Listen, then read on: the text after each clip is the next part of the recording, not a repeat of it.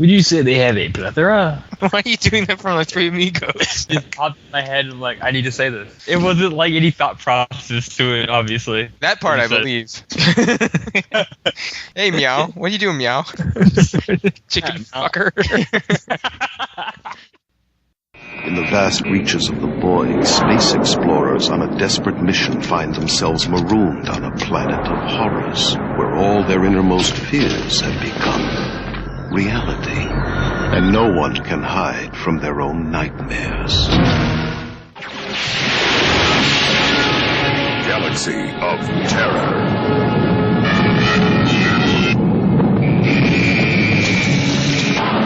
Hell has just been relocated. Parental discretion is advised. Crash into fear with the ultimate horror in space. It's time for another horrifically Corman-esque episode of the Hardcast. I'm your host, Chris, and today I'm joined by Patrick.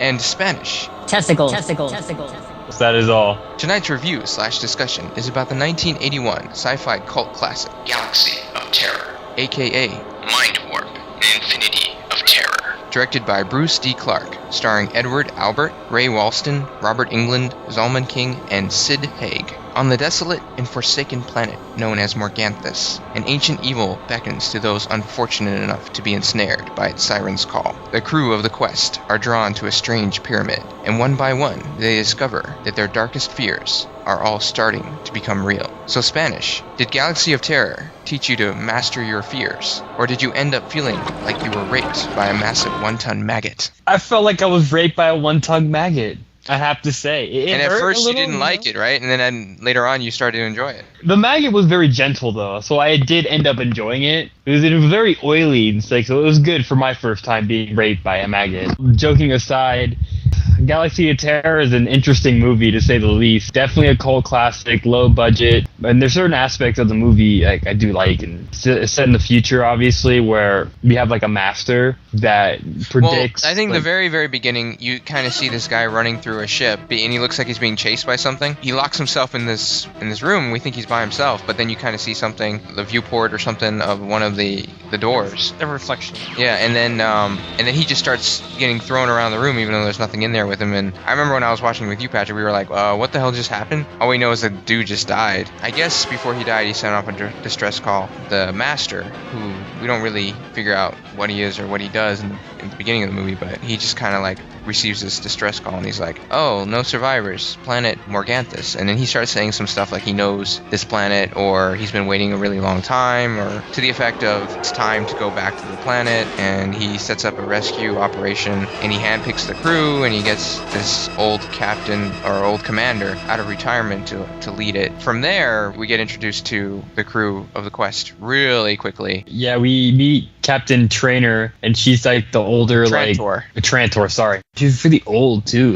Well, actually, it's funny because Robert Englund was really into her. When she was like the cougar or whatever, like I was like, I suppose she's got hips or something, and that was it. She looks like she's got like fucking skeleton face. She looks scary. Like, oh my god, like really? Like I know it's like a lot of because it's makeup to age her with wrinkles and stuff. But seriously, she's not that pretty. I was just like, okay, Robert Englund, Freddy Cougar. He says that in the commentary, which will make a lot of references. Like we like the commentary a lot. The featurette, really, not the commentary. Yeah, but there's like a featurette. But yeah, Captain Trantor is in a hurry. As soon as you meet her, I think you meet the commander Lavar. Yeah, and he's kind of out of his element. He's been like retired for a while. She just basically says, all right, let's go, and starts launch procedures. And then the commander's like, what? You just giving everyone 30 seconds to get ready? No one's like strapped in. And she's like, oh, well, they better get strapped in. All crew, this is Trantor.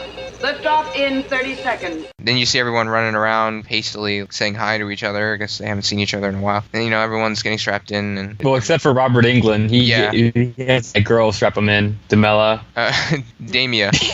Damia, whatever. It doesn't matter. She's only important later. So then they go into, like, warp speed. But, like, of course, it's, like, 1981 when they leave planet Earth. That's what it's supposed to look like anyway. It looks really cheaply done. I don't think it's Earth. I really don't think it's Earth.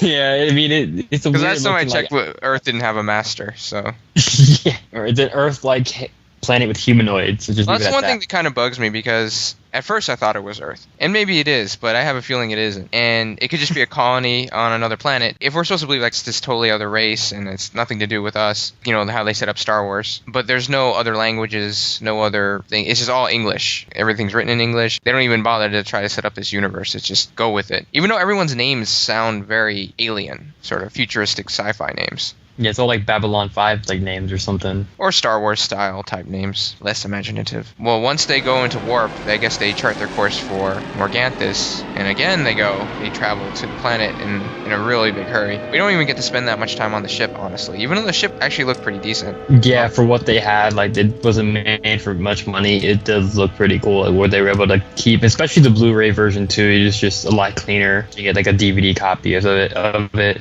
Yeah, because when I saw it in the movie theater, it wasn't very dirty. It was I mean, it was not that good. Wow, that joke can go anywhere. I know. Wow.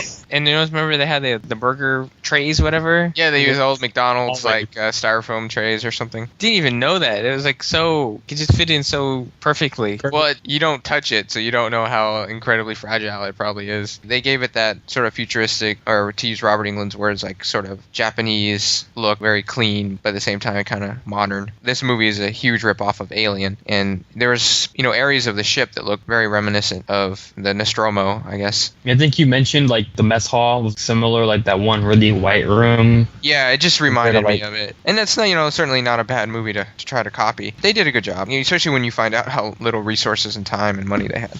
But you remember we noticed the seatbelts on the on the chairs, how they looked like they were just taken straight from cars. Yeah, they're like, oh, let's put some Oldsmobile seat belts together and let's just use that, you know. And but they use multiples of them, so there's like a 5-port SAR system. Yeah, they're using a plethora of seatbelts.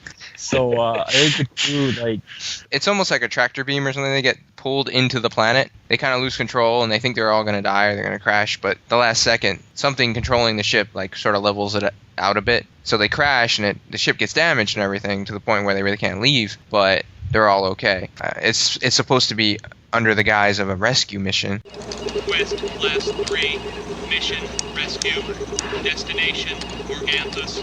Which we have to say too, this storyline kind of is similar to Event Horizon, which I feel is probably heavily influenced by this movie, just from the psychological side of it and just the general overall premise. When we get to see the environment or the landscape of Morganthus, it was pretty cool. All the matte paintings and Terminator-esque landscapes. yeah, it was very dark and foggy. It just brought the whole mood of it, like. Oh yeah, the mood and the atmosphere. serious. Well, that's one of the strong points of this movie, is the mood and the atmosphere. And of course, you know, a lot of that was James Cameron. He worked a lot on this movie, visually and creatively, as far as, you know, what you see on the screen.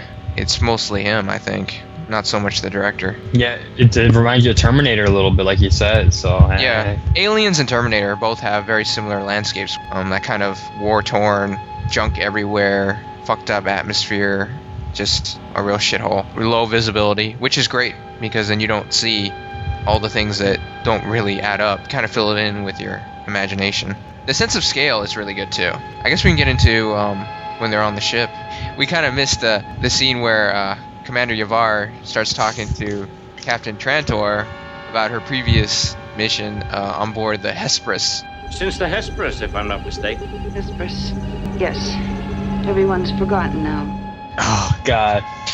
Yes, it was hilarious. Like every time, like you'll see this in the movie, when Captain Trantor, anytime they mention the mission Hesperus, she just pauses, stares off camera, and it looks like they should add in a flashback scene, but they didn't. So it's just her face. It looks like she just saw like 1,000 babies die like in a row. Like I don't know. I was excited. She looked all fucked up, and all of a sudden it's just back to scene. Like what? I wasn't thinking babies. I was thinking more like along the lines of cake. But it was like you're like cake. No, just maybe it was just cake full of thousands of dead babies. Dead babies. Jesus.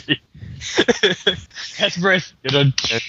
But anyway, back to that scene. It does seem as if something was cut out because it's very abrupt. It almost feels like they were supposed to film something or add in maybe some audio cues, maybe she's having a flashback, some kind of trauma, because she was supposedly like the the lone survivor of that mission. It almost feels like she was picked for this mission because something similar happened to her on that mission, but they never really go into it.